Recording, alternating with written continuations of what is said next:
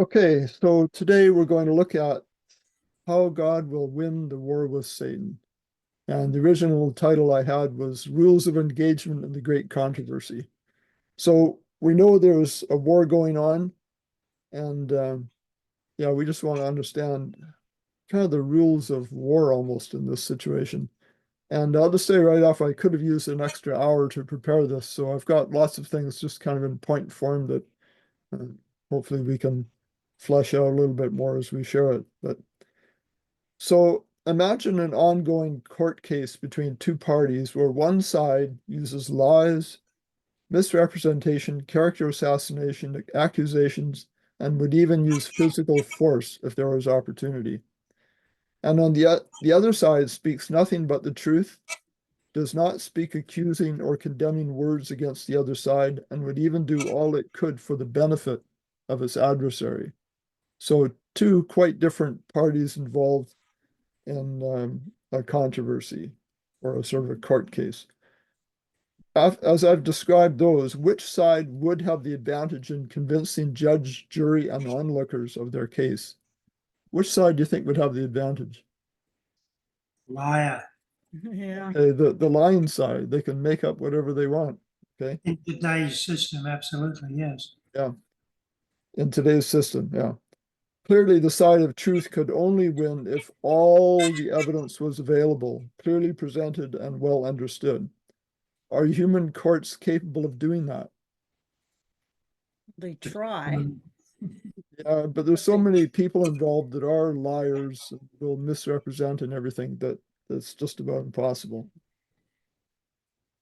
But it's interesting that there was actually, as mentioned in the Bible, war in heaven. So war in heaven describes a situation in heaven, and there was actually war there, which is hard to conceive, maybe, if you're not familiar with this. And most people aren't even aware that there was and is an ongoing war that started in heaven itself and has been going on for like 6,000 years. So let's read Revelation 12:7. And war and war broke out in heaven. Michael and his angels fought against the dragon, and the dragon and his angels fought. Okay, so understanding that there is a war that is still in progress and what is involved, it's important to really know what is happening behind the scenes in our world and beyond, of course. The word war in that verse is from the Greek word polemos. Okay, so it's translated as war 12 times, battle, fight. It can be a controversial argument as one against some opinion, doctrine, etc.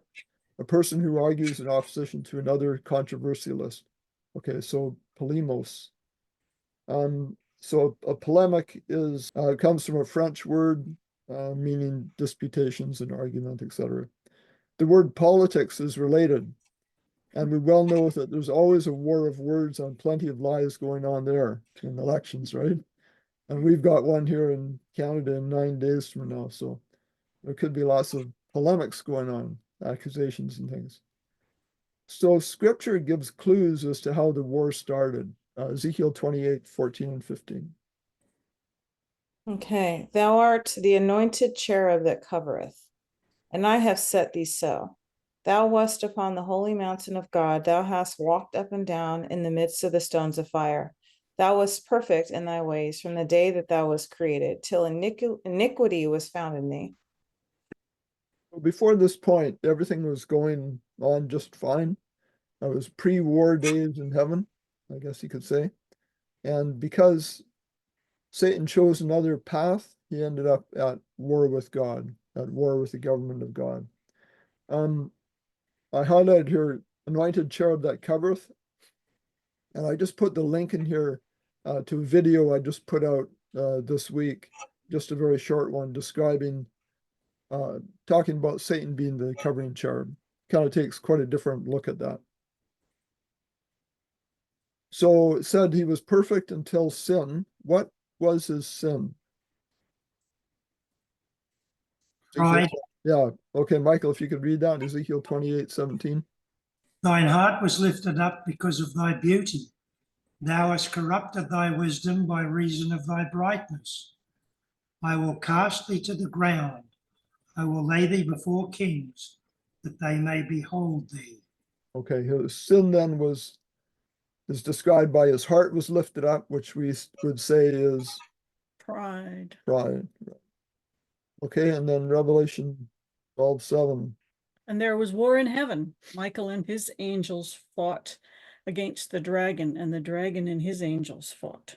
Okay, so the result of this pride, and we'll certainly learn more about that, was Satan initiated this war in heaven. Okay, John 8:44.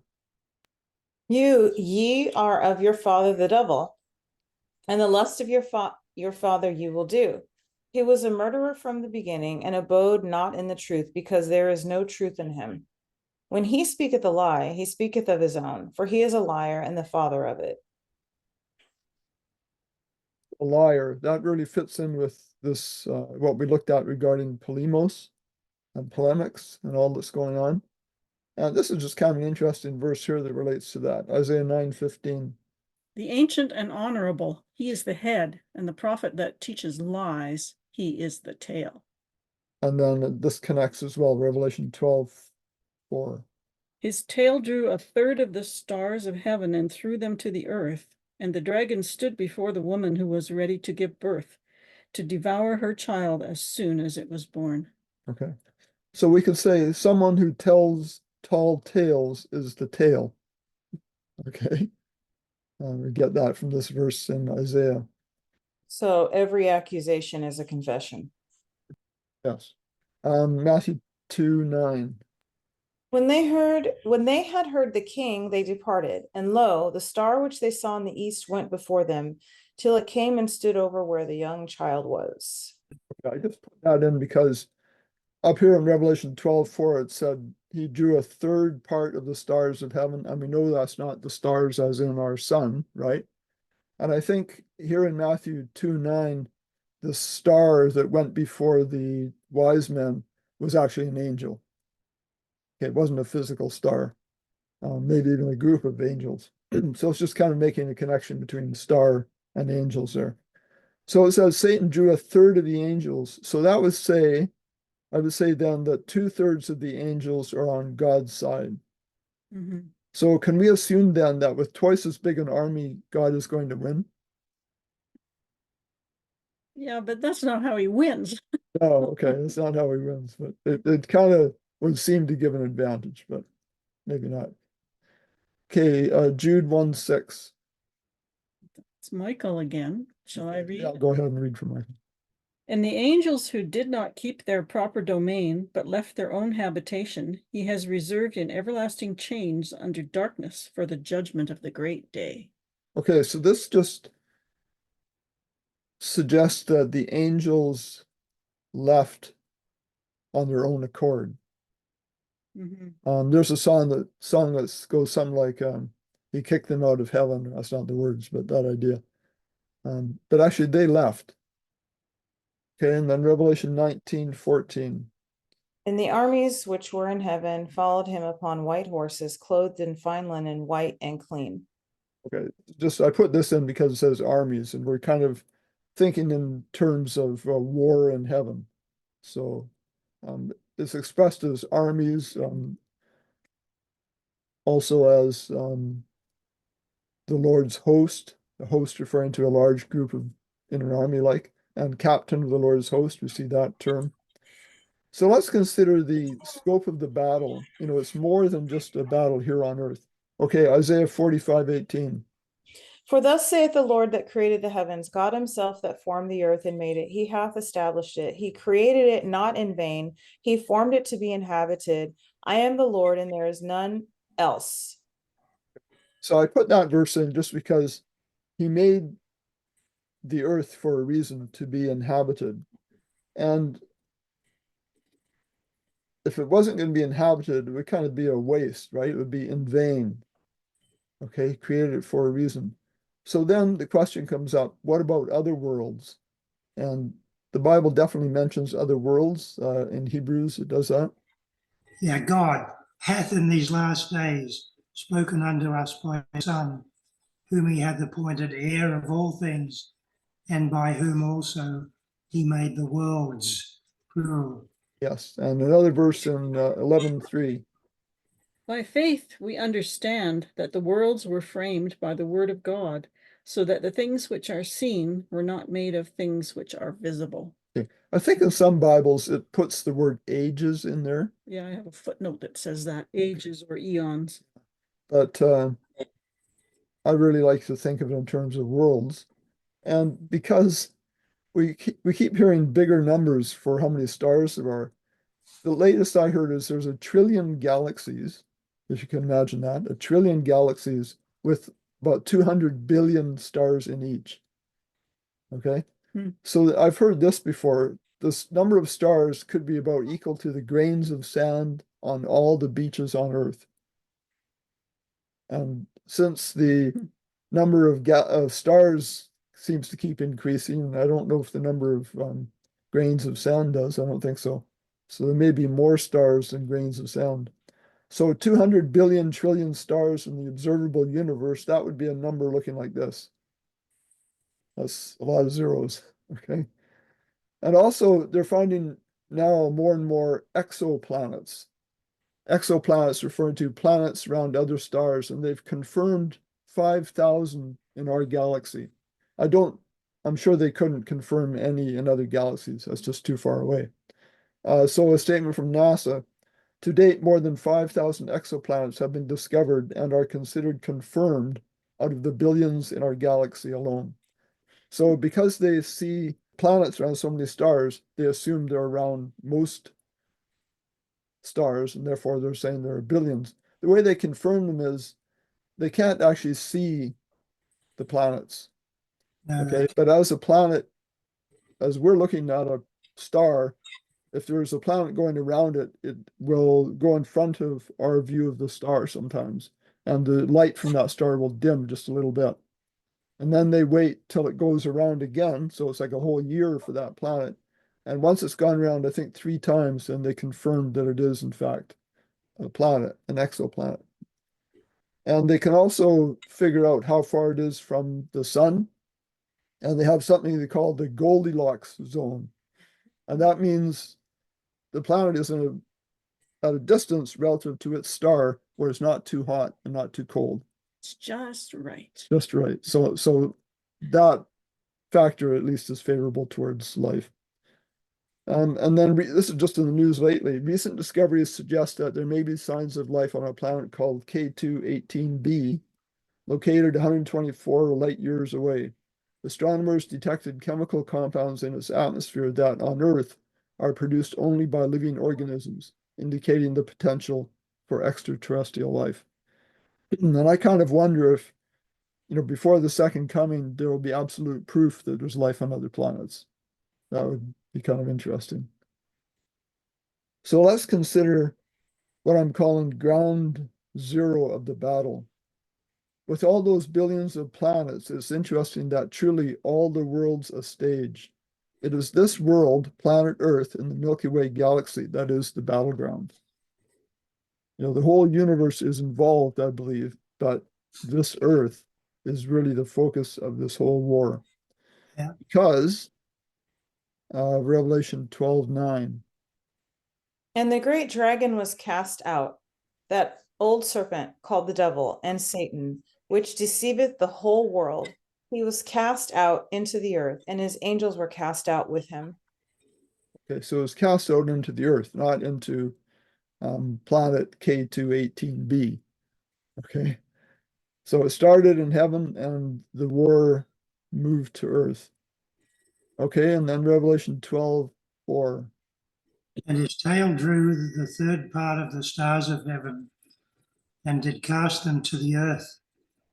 And the dragon stood before the woman, which was ready to be delivered, to devour her child as soon as it was born. Okay, I see we read that verse once already too. Again, I could have used another hour to prepare this, so it's maybe not in the best order, but it's kind of an introduction to this whole topic, and I think our discussions might add to our understanding, hopefully. And we will see that ground zero of the battle can be identified more specifically than just this world. We can narrow it down even more than that. And the war started because Lucifer's, what was in his mind, his thinking. Isaiah 14:14. I will ascend above the heights of the clouds. I will be like the Most High. Okay, if Satan wants to be like God, shouldn't he be acting in a loving manner? Yeah, Well, it's a logical question. It says, I will be like the Most High. He knows what the Most High is like. yeah. He should. He rejected God's loving character. So, Okay, well, if he rejected it, why would he want to be like God's He character? wants his, because he wants the world to think that he is like a loving God, when in fact he's completely the opposite, the reverse of that. He still Okay. thinks what he's doing is right. That's So, their insanity. so there's a lot of deception involved. Maybe there's various ways in which he could be like God. I don't think he's aiming to be loving at the moment. No, he certainly maybe he isn't. wants creative power, Okay. and he wants to be worshipped. Okay, I put he wants power, position, prestige, to be worshipped, to be honored. He Thou- probably knows that he can't create. No, he can create havoc. That's what Yeah, he okay. can create. You can do that. Yeah. Would any of you worship Satan? Hope not, Okay. Why not? 'cause he's a liar and a killer and a murderer. He's not a nice guy. Why would I worship him? Okay. We worship Not what we intentionally. value, what is of worth. Okay. Mhm. What would he need to do to receive worship, to have people bow down before him? That's what he wants, right? He wants to be worshiped. He still wants that very much. What would he need to do to receive worship? He'd have to deceive everybody and make everyone think that God is not fair and that he's got just the right solution in place of that. Okay. Good answers. There would have to be a lot of deception involved for sure. I think you'd have to totally change to be like, you'd have to totally repent and change. And Okay, if he was to change and be like God, then he would in fact be worthy of worship. yeah, But we don't really think he's going to do that. no, I know he's not going to do that. We know the end of the story. Yeah, so Kylie, I just forget the words you said, but you kind of put your finger on it there. He's not going to change. So what he needs to do is alter people's concept of God. Yeah. Okay. Which is what he tried in the Garden of Eden with Eve. Mhm. Okay. Yeah. You say more about that? It made it sound like God was lying to her. He says, "You shall not surely die," because that's what she told him that God had said. Okay. And Okay, good. so, yeah, So that initial lie, well, it was a lie of his, but he was suggesting that God was a liar. yeah, Okay, and if he'll suggest other things along the way that are not godly qualities, then his, of course, lowering the standard, and he might be able to meet that standard, perhaps. So if a person's concept of God is altered enough, they might worship Satan. because there's people that do worship Satan. Yeah, I'm yeah, not sure why they do it. They must obviously be against God for some reason. yeah. And, maybe Satan even bribes people. We've heard about the concept of people selling their souls to, Selling your soul to the devil, Yeah. yeah, for like, fame and fortune. yeah, exactly. So there's an exchange going on. Okay. We know that at the end, and we talked about this, I guess when we watched that movie, Third Encounters, a bit. In the end, Sabbath, really referring to Sunday, breakers should be killed. Okay. That's going to be a popular concept in society promoted by Satan himself. Did God say Sabbath keepers should be killed? Because if God said that and promoted that, then it would make it more reasonable that this promotion of the Sunday Sabbath would be a valid thing. I didn't say that, Okay. that they should be killed, did he? He didn't, God never said that. There's Well, actually the verse in Revelation. there's actually one or more stories in the Bible that make it sound like that. The Sabbath breaker should be stoned. But when you look at that in detail, investigate the original words, that's not what it's saying.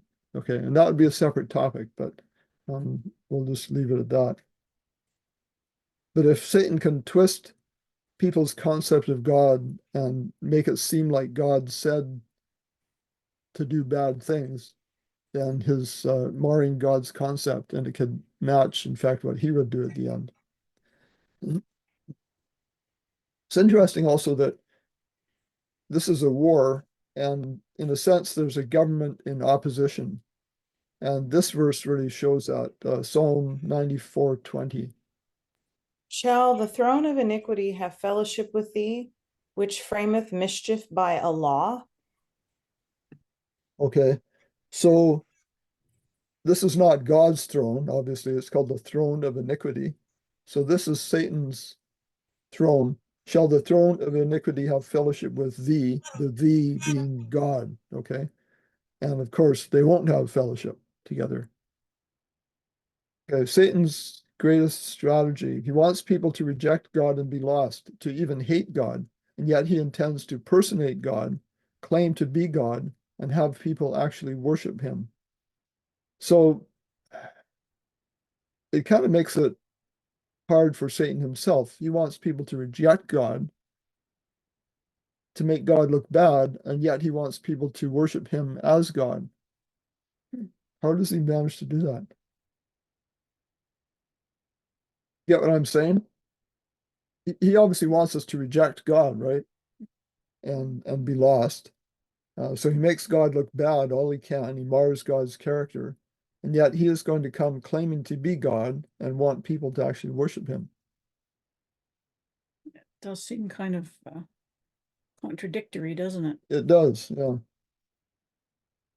They do that. So I put down by misrepresenting the character of God.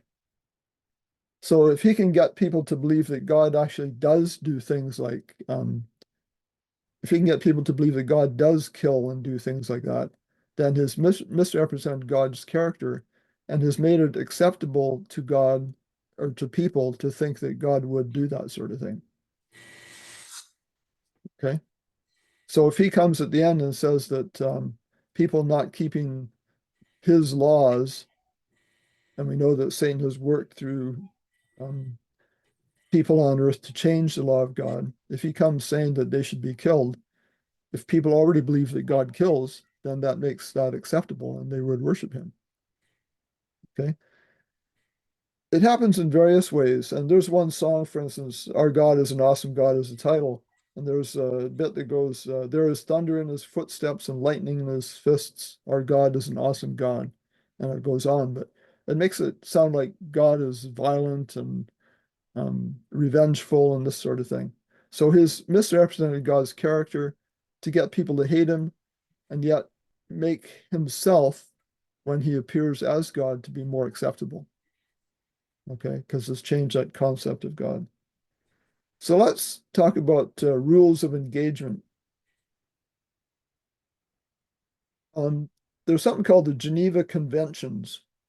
There's the Geneva Convention, which was maybe after the Second World War, but it's part of a whole series of conventions that was started in 1864. And they're a set of international treaties that establish rules for the humane treatment of individuals during armed conflict. Another place it says the rules of war or international humanitarian law set out what can and cannot be done during an armed conflict. So that's kind of an oxymoron, rules of war. Yeah. Isn't it? Yep. But it is like it's like a big game sometimes. Yeah. You're allowed to do this and that. Yeah. I see that, I guess this is Kylie put in a comment here. Satan has a psychological profile of a narcissist. Okay. Yeah. He's thinking of himself all the time. Yeah, it is. number one all the time. So before this Geneva Conventions, each country would have their own rules for war. And here's just something I found that was kind of interesting. Okay, one rule for the American Army during this Revolutionary War was don't fire till you see the whites of their eyes. Okay, a famous quotation out of the Revolutionary War. According to hallowed American tradition, the commander of the Battle of Bunker Hill bellowed those words to his soldiers, warning them to preserve their gunpowder until their muskets could do the most damage to the British regulars. Okay, that was kind of a rule. And I guess here's the British regulars being And they're- shot down by the muskets. So are there rules for combat in the war we are in? Definitely. Definitely. Yep, follow the commandments of God. Yeah. They're his rules of engagement. Maybe God has rules a lot more than Satan does. You know, God is a God of order, Satan is rather unruly. So I suspect that would be the case. Psalm 91:11.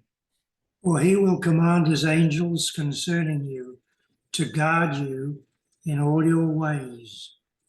Okay. Doesn't to guard you suggest protection from an enemy? It certainly does. It does. So that would enter into this. And this is just something I plugged in at the last minute that I have made up before. You know, God's law, represented by this blue box here, is a hedge of protection, and it keeps us safe from Satan's attacks. And if you break that hedge open because you want to get out, you want to disobey, then Satan can attack you. And some people will reject God's law altogether and, you know, step outside, you know, I want to live my own way. And then they're entirely unshielded from Satan's attacks. Okay. But if you trust in God, he will restore that hedge of protection. And I just put these little gifts in here. Why are this is just a question I wondered about that I don't know the answer to. Why are good angels effective at doing that, at guarding us? How can they effectively guard us? stronger than the evil angels. Okay, so are they better at sword fights or arm wrestling? I mean, what does stronger mean? They've got God on their side. You hear stories of people doing evangelism or whatever, and some people come to disrupt the meetings, and then they run away scared, and they say they saw lighted beings protecting the people who were giving the message and stuff like that. Yeah. Ran away. I So don't they do understand. protect. Yeah, I don't understand how all this works. And in my understanding, God does not use force, and his angels would not use force. No. I think they can protect somehow, but they wouldn't, you know, look at this devil here trying to put a fork in this guy's head. Somehow they could protect the person without attacking the devil, the demon. I don't know how that works, but Well, isn't it the armor that we put on? We have armor. It's protect. yes. It's to deflect the warfare that comes from Satan, right? So if we're got our armor fully on at all times, we're fine. Satan can't penetrate that. Mhm. But that armor is not physical, is it? No, it's not, but it has the effect. It can have that. It has that effect spiritually. Physically, we still may suffer from consequences, but primarily of our own stupidity rather than what Satan is doing. Yes. Yes. That shield of faith, belt of truth, etc., is all symbolic. It's very important, but I'm thinking more of the physical. Like I say, I just don't understand how that works. 2 Corinthians 10:4. For the weapons of our warfare are not carnal, but mighty in God for pulling down strongholds. Okay, so they're not carnal. You could say not physical, I guess. And those weapons would be like the things mentioned in Ephesians 6. And the strongholds are the strong holds of the enemy that we're fighting against. I plugged in Ephesians 6, and it'd be good maybe to read this. I can read it, I guess, just about the armor that we have, considering we're in a warfare. For we wrestle not against flesh and blood, but against principalities, against powers, against the rulers of the darkness of this world, against spiritual wickedness in high places. Wherefore, take unto you the whole armor of God, that ye may be able to withstand in the evil day, and having done all, to stand. Stand therefore, having your loins girt about with truth, and having on the breastplate of righteousness, and your feet shod with the preparation of the gospel of peace. Above all, taking the shield of faith, wherewith ye shall be able to quench all the fiery darts of the wicked one. And take the helmet of salvation and the sword of the Spirit, which is the word of God, praying always with all prayer and supplication in the Spirit, and watching thereunto with all perseverance and supplication for all saints. Okay, so the armor of God. So we've identified this earth as the place where the war is really happening, but we can focus a little more closely on the war here. It's really the hearts or minds of people, okay? It is this earth because that's where the minds and hearts are that need to be made up. We did a 23-part study back a few years ago, and it's available at this link. And I know that Paul there in Kenya has had this printed out and has been leading studies looking at the cleansing of the sanctuary, where that sanctuary is considered to be our minds. Okay, let's read this verse. My God, I trust in thee. Let me not be ashamed. Let not mine enemies triumph over me. Let's look at the rules of engagement. So, like the army was told, don't shoot till you see the whites of their eyes. We have rules of how to be most effective in this battle. The Bible has this concept of we don't receive because we don't ask. Okay. Does that sound like a restriction from God? No, because the remedy's always there, right? Okay. It could be, it's not a restriction on us because we can always ask. And he's always available to give us good things, but it's kind of a rule of engagement.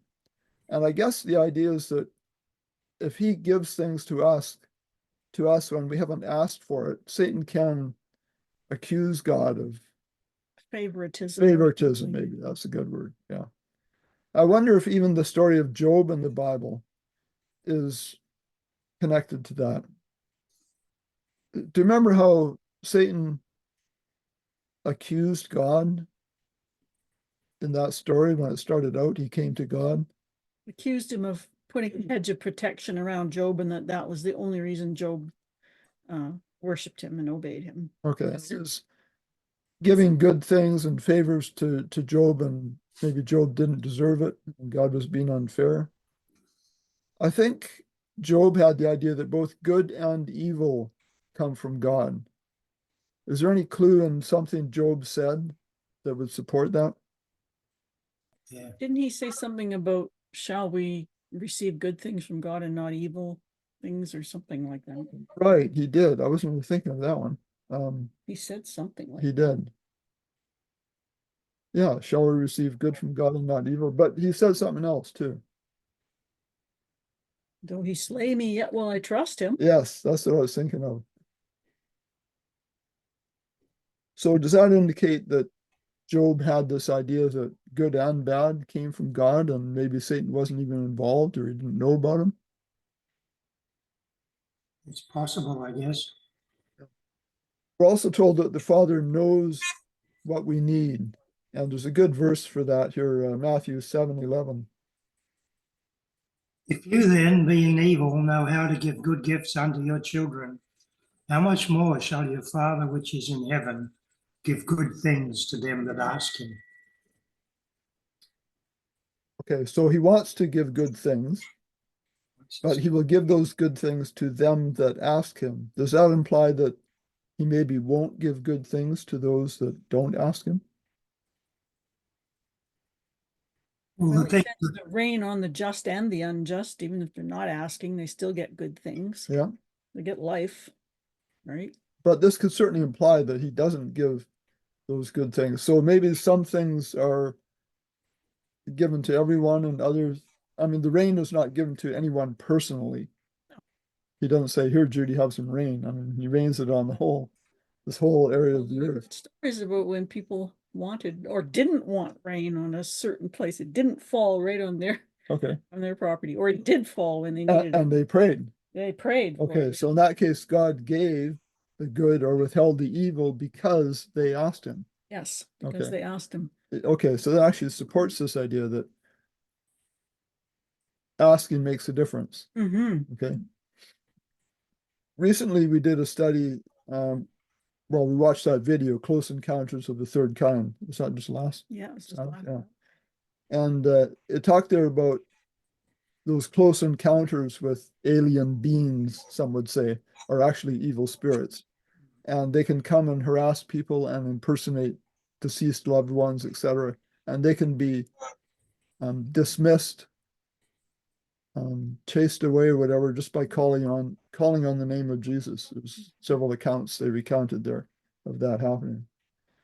Okay, so I've just got, again, just a list of things here I didn't really flesh out very much, but what about where it talks of shaking the dust off your feet? Is that, we're told to do that in what sort of case? And could that be considered a rule of engagement? Yes, 100%. isn't that a rule of disengagement? Well, sure, we can say that. It's a rule of how to engage or not not engage. But Kylie, you sounded quite definite on that. Do you want to expand a bit? Yeah, actually, I've got an excellent, like it's in First Timothy and also Second Timothy. I can't remember the text, but it talks about people that come into the congregation who like to argue. There's people that show up at like church who aren't really there for truth. They're just there to start dissent.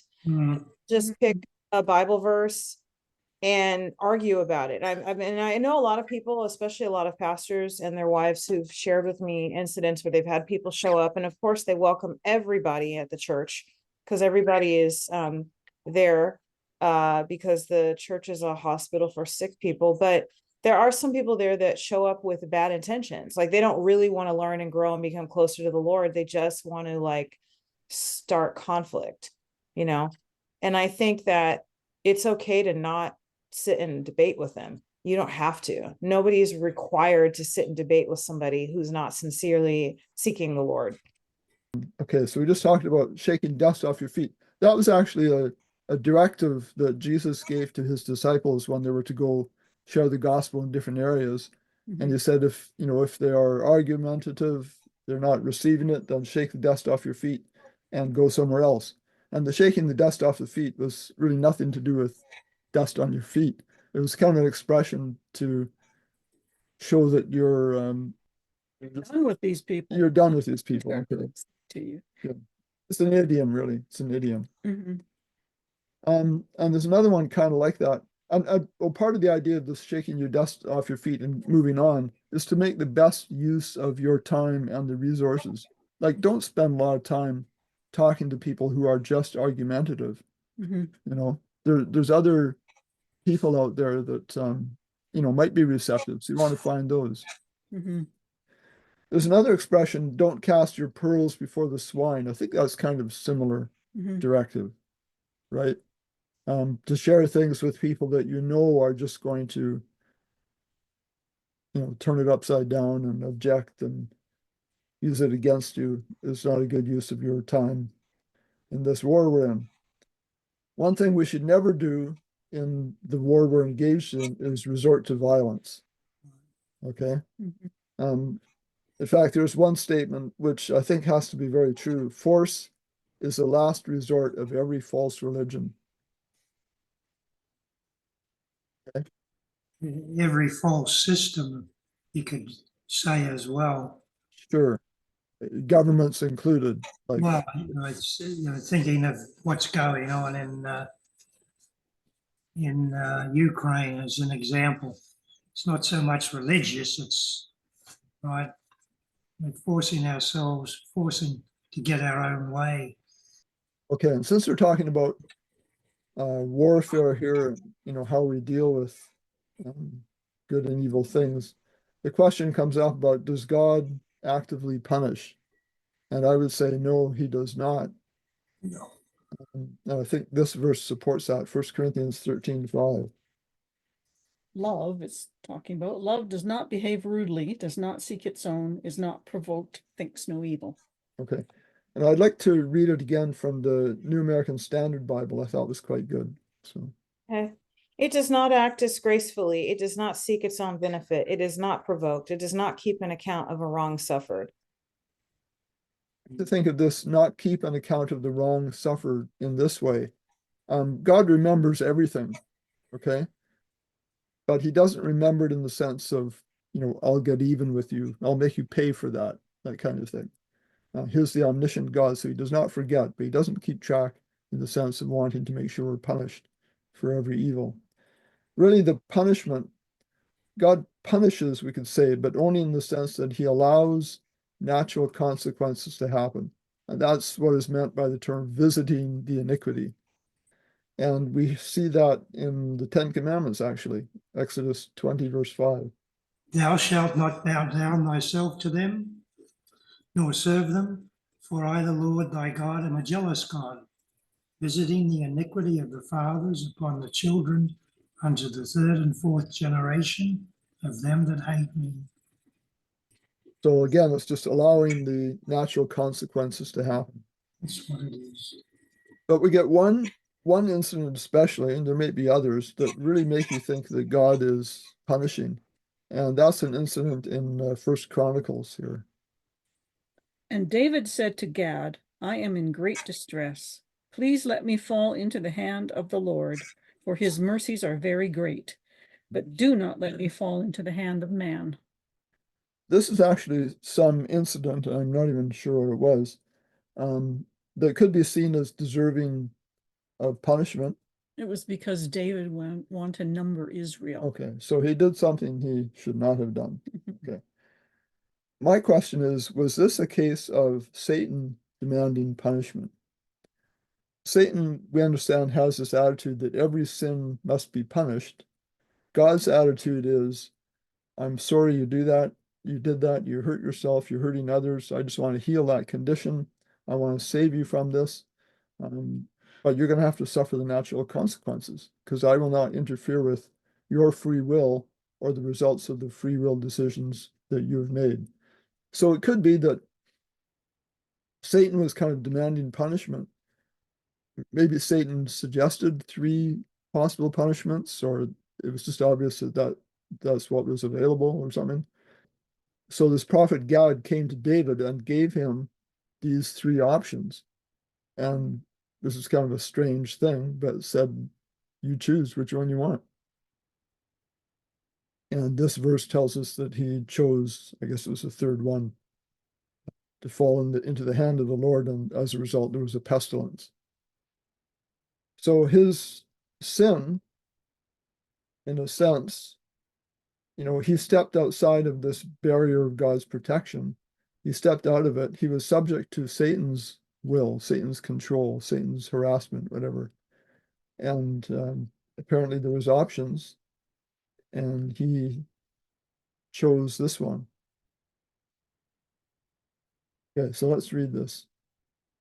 Go and say unto David, thus saith the Lord, I offer thee 3 things. Choose thee one of them, that I may do it unto thee.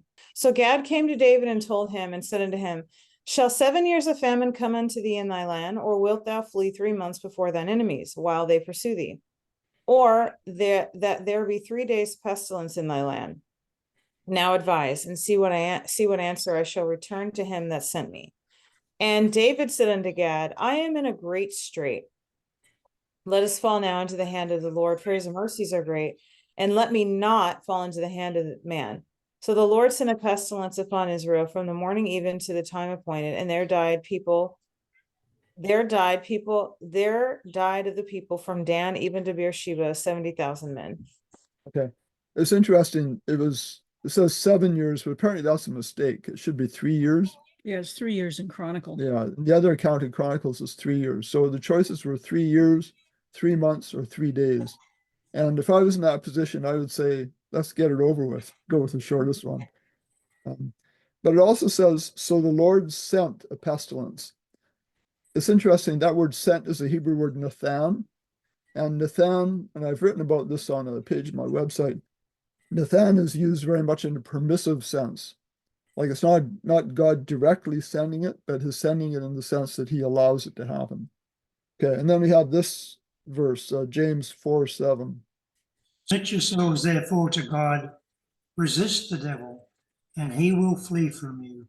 Okay, so that sounds like another rule of engagement, we could say. The devil will leave, he will flee if you submit yourselves to God. If you don't resist the devil, then you're essentially saying, come on, keep it coming. We don't want to do that. So let's look in more detail about how the war is won. Will God finally win by killing the devil and all his evil angels and all his enemies? No. 1 John 3:8. He who sins is of the devil, for the devil has sinned from the beginning. For this purpose, the Son of God was manifested, that he might destroy the works of the devil. Okay, so it says destroy the works of the devil, not destroy the devil. Destroy is the Greek word luo, which does not mean to kill. Okay, and besides, it's not even kill the devil, it's destroy the works of the devil. And that is an interesting word, and it's used in a very interesting way here in John 2:19. Jesus answered and said unto them, destroy this temple, and in 3 days I will raise it up. Okay, that's especially interesting to me because we interpret that as, or is commonly understood as, if you kill this temple, Jesus is saying, kill himself, in 3 days he will raise it up. Okay, in other words, he dies on Friday and is resurrected on Sunday, sort of this idea. But the word destroy does not mean to kill. It means more like to reject or cast off, which they certainly did, right? And that happened before. Remember, it was actually the Tuesday evening they first made a deal with Judas for the betrayal. And 3 days later, he was raised up on the cross. Okay, I will raise it up. He did not raise himself from the dead because he was dead, right? His Father raised him up, as it says in many verses. So this can be understood quite differently, and a real key to it is to know that destroy this temple is not to kill. It's that rejection. So one definition of that word luo is to do away with, to deprive of authority. And so up here, that he might luo the works of the devil, that is, do away with the works of the devil, deprive the devil of his authority to do those things, that kind of idea. But here's a verse that actually says to destroy the devil. Hebrews 2:14. Forasmuch then as the children are partakers of flesh and blood, he also himself likewise took part of the same, that through death he might destroy him that had the power of death, that is, the devil. So that destroy is from a different Greek word, katargeo, okay? And it's never used as in to kill, okay? Destroy him that had the power of death. It's not saying kill the devil, okay? It's to render idle, unemployed, inactive, inoperative, to cause a person or thing to have no further efficiency. And that sounds very much like Satan's state in the millennium.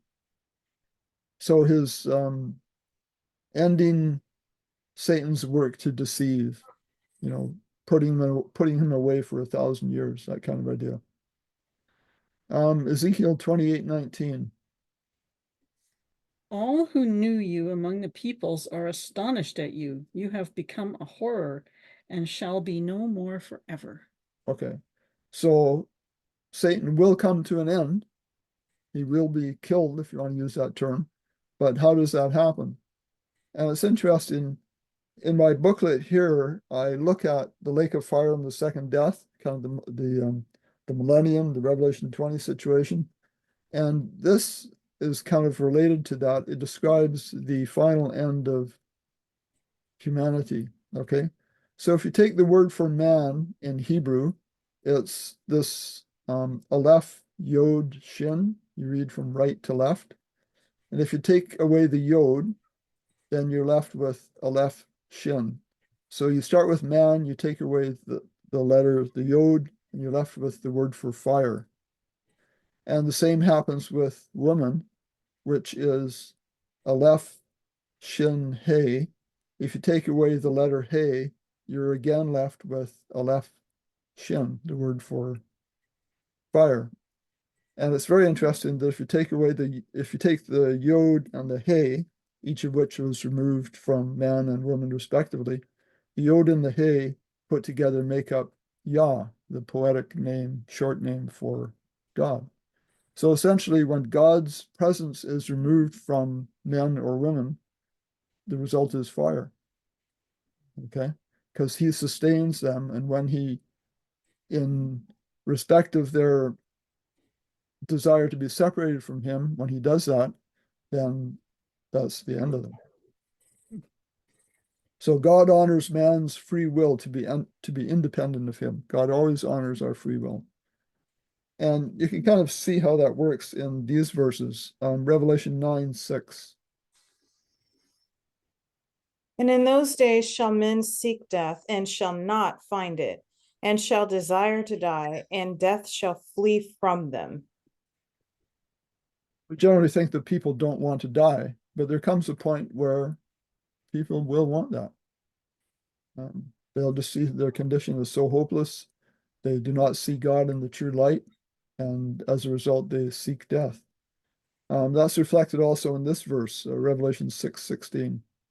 And they said to the mountains and rocks, fall on us and hide us from the face of him that sits on the throne and from the wrath of the Lamb. Okay. So if they're asking for mountains and rocks to fall on them, isn't that like a suicidal wish or something? Mm-hmm. I would think so. That could hurt. Matthew 3:12.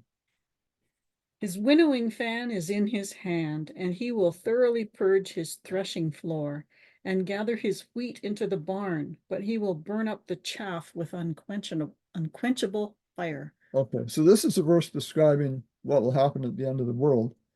And it really describes this that I just went through with these letters. And the same end will come for Satan. So all this we just looked at will help us to understand the end of Satan himself. Isaiah 33:11. Ye shall conceive chaff, and ye shall bring forth stubble. Your breath as fire shall devour you. Okay, so what is chaff? Is it like ashes? Before ashes, maybe. Isn't that like the straw after you harvest the wheat? It's what's left over. Yeah, exactly. It's kind of waste material that's just going to be burned up. Okay. So ye shall conceive chaff is given the idea that this is talking about Satan. Ye shall conceive chaff and bring forth stubble, which is very similar to chaff. The idea is his producing combustible material, okay, through his actions. And it says, your breath as fire shall devour you, not God's breath. Okay. And then Ezekiel 28:18. Thou hast defiled thy sanctuaries by the multitude of thine iniquities, by the iniquity of thy traffic. Therefore will I bring forth a fire from the midst of thee, it shall devour thee, and I will bring thee to ashes upon the earth in the sight of all them that behold thee. Okay, so the fire that devours Satan does not come down from God out of heaven. It comes from the midst of him. Okay. And God brings it forth in this sense, and it's described in this booklet here.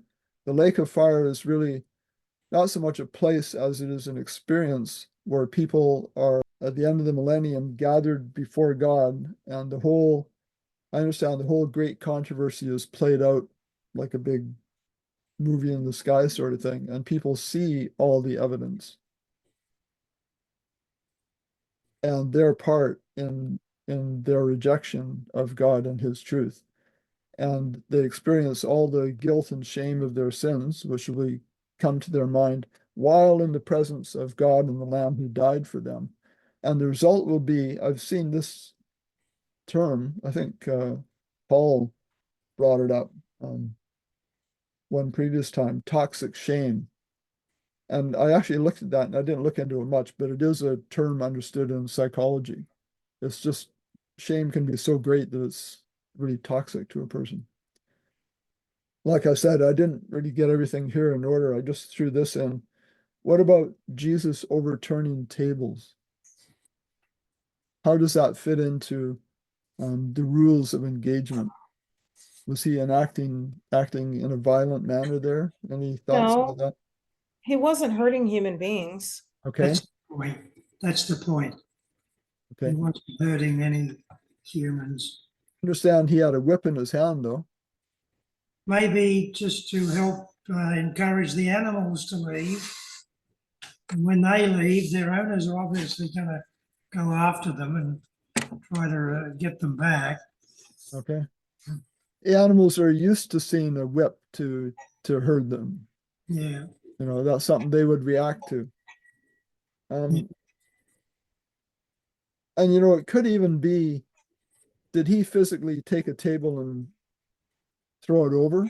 Or was it just his presence that caused the overturning of the tables because they got up in such a hurry to leave? And we've not seen a movie of it. So I think in the end, when all of this is revealed, God will be seen to be fair. Okay, let's read the next verse. Do not fear nor be afraid. Have I not told you from that time and declared it? You are my witnesses. Is there a God besides me? Indeed, there is no other rock. I know not one. Okay, how does this verse relate to everything we've been talking about this morning? It's a court type scene, right? You could be thinking of it that way. A great controversy, a cosmic conflict. Aren't we witnesses on his side of the battle to declare something about him? We should be on his side. Okay. You're my witnesses, and the question is there a God beside me? Okay. Why that question? How does that relate? He's the only God. Is Satan trying to be God? That's the point right there. Yes. Yeah.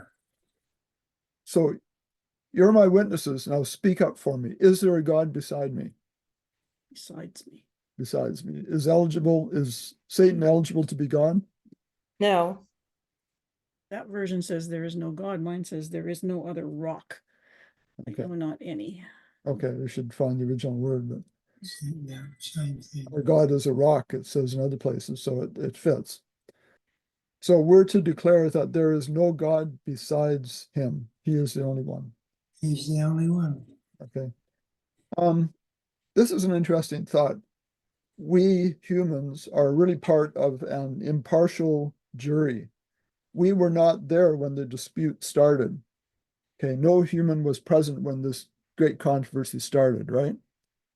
Everyone else was. Okay, the good angels, well, they were all good when it initially started until Satan started this whole thing. And any beings on other worlds were all there. They were all kind of part of it. Now, we, in a sense, make up a jury because we are impartial in a sense, or it could be in the sense that we weren't there when it started. Okay, let's look at this. Romans 3:4.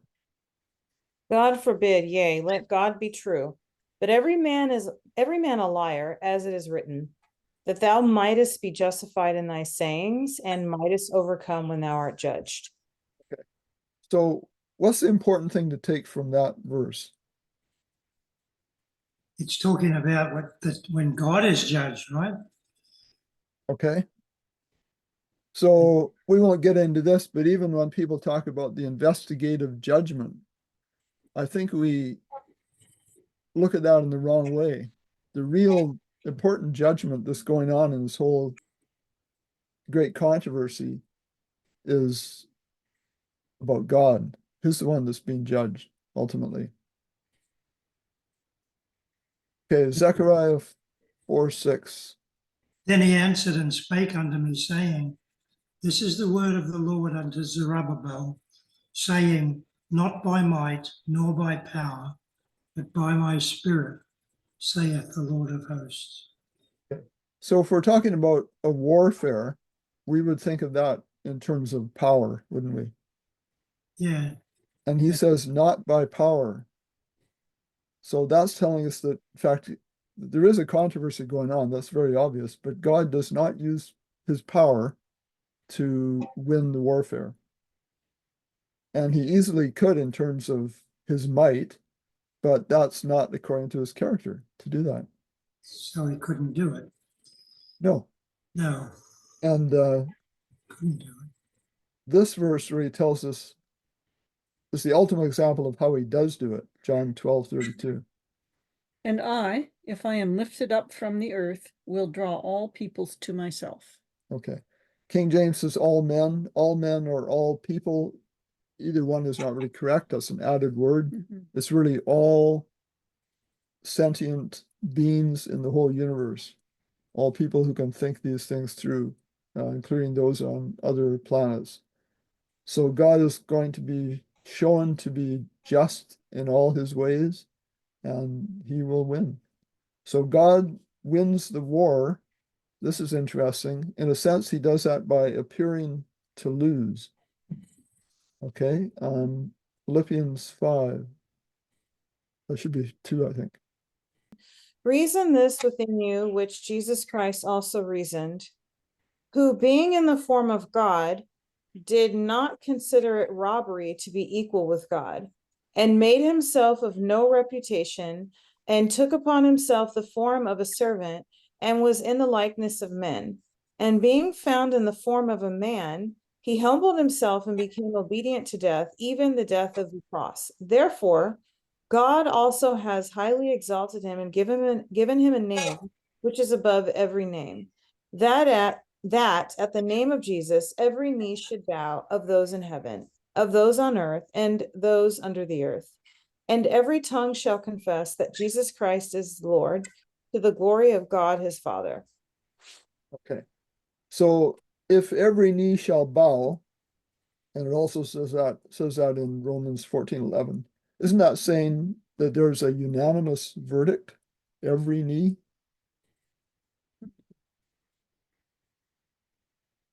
So I understand that in the end, the evidence will be conclusive enough that everyone, even the lost, will acknowledge and judge God to be true and righteous in all his ways. Mhm. Okay. And it's amazing that we would get that end result when you think of what we said at the beginning, that Satan's side, in a sense, has had an advantage, being able to use lies and misrepresentations and all those things. So, in the end, will there be any sympathy for the devil? No, Probably not. Except maybe with the evil angels, but Because they're sharing the same fate. they're sharing the same fate. Okay. Yeah. Don't you think God will have, maybe sympathy is not the right word, Pity. pity? God will pity him? Does God love the devil? Sure. He loves everybody. Okay, he does, He actually. just doesn't love what he does. Right, exactly. So I think for all eternity, in fact, God will miss Satan. Mhm. Does that make sense? That a God of infinite love would do That's that? the difference between me and God, because I would say good riddance to you. Well, exactly. We don't have God's character. But I think that God will even forever have sympathy for the devil. He will miss him. He, he will regret what happened. I That's don't think he'll have sympathy for him. I think he'll regret what happened. Yeah. It's a fine distinction, but yeah, I don't know that he'd have sympathy. Yeah, maybe sympathy isn't the best word, but we Mhm. know that God loves everyone. So he would continue to have loving feelings even towards Satan long after he's gone. And God's memory of all these things will never diminish. Okay, he's omniscient, he doesn't forget. A couple other things um, showing the contrast between Jesus and Satan, maybe. Satan would say, I'll take your life to save myself. And Jesus would say, I would give my life to save you. Okay, just the opposite. Another thing about the rules of engagement and everything, God never removes all possibilities of doubt. There will always be room for doubt until we get to heaven, I guess. He wants us to have a relationship with him based on trust and love, not merely on absolute proof. Okay? It's the relationship that counts. And he wants us to love him because of who he is. And so we may never have all the proof this side of heaven. Anyway, I hope that was helpful. I wish I'd had more time to kind of organize it better, but it was kind of an introduction to um, this idea, this question of how God will win the war with Satan. And there are rules of engagement that affect us, and there's many more that we maybe haven't thought of. I just see here that Alan has made some comments. I should just look at those. I just imagine how Satan is the instigator. He certainly is. He provokes David to act in a way that violates God's will. Satan accuses, tempts, and then stands ready to point at the sin and say, justice demands they die. I think he would do that. He sets the trap, then cries for judgment, but thanks to our Father for his loving character and redemptive purpose. Yes, he's not out to punish, he's out to heal the condition and the person. Some other thoughts from Isaiah that I think about from this phrase. Is there a God beside me? I know not any. Okay, we talked about that. I see that God declares that he is the only true God, not to boast, but to contrast himself with the false gods of fear, violence, and demand. Part of the reason God doesn't want us worshiping any other gods is he is the one that upholds us. If we attach our allegiance to other gods, they can't do anything for us, and it'll be for our detriment. So really, God wants us to follow him and trust in him because that's for our good. And then Alan says, the idols around them were representations of gods who needed appeasing, who punished without mercy. Yes, our God does not need appeasement. But God says, in essence, I am not like them. I am safe, trustworthy, and just. My nature is love. Okay, very good. Thank you, Alan. Okay, any other thoughts before we close out? I think Kylie had a question. Oh, Kylie, you had a question. Yeah, I think it was in Revelation 12:9. I think I could be wrong, where it says the dragon was cast out. But I'm like, if they left voluntarily, why does that verse say they were cast out? Okay, hold on just a sec here. Yeah. Revelation 12. I want to make sure I'm right though, because I maybe I got the wrong text. Yeah, But it says Angels the were great cast dragon out. was cast out. But then we were discussing early on in the study that they left on their own. yes. But let's back up also. You mentioned Revelation 12:9. Back up to verse 4. Okay. It says, and his tail, that's Satan's tail, drew the third part of the stars of heaven and did cast them to the earth. Mhm. Okay. So verse 9 says, um, he was cast out and his angels were cast out with him. Yeah. But verse 4 clarifies that it's Satan himself that cast them out. But what about him himself? It says he was cast out, right? Yeah, but I think the cast out, even it's not even a physical casting, I don't think. Mhm. Because there was the other verse we read, angels which left their first estate, Jude. Yeah. Jude Jude, 6. Okay, yeah. they made the choice and they were cast out. I don't think it was a physical casting out even, Partly because there's a verse in Job where Satan appears before God.